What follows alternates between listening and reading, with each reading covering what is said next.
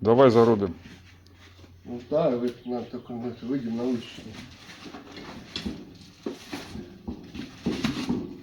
Ну, не знаю, тут какие-то вот есть цифры 6,9 киловатт и 4,5.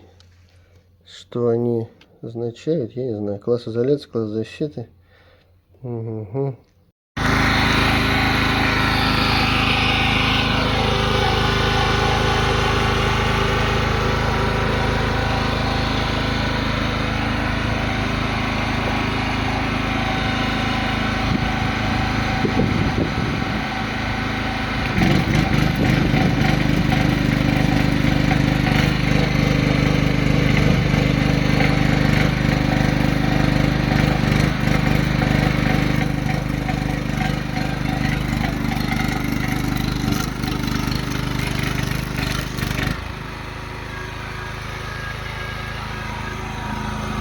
Давай еще раз.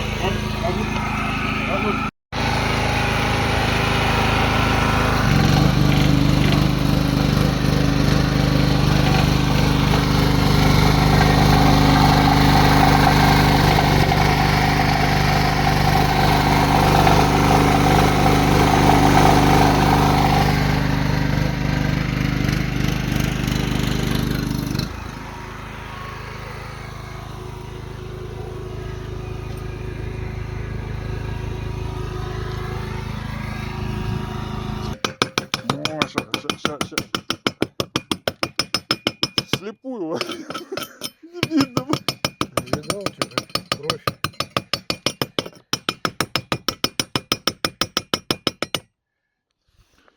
Я вообще даже близко не понимаю, как это делать.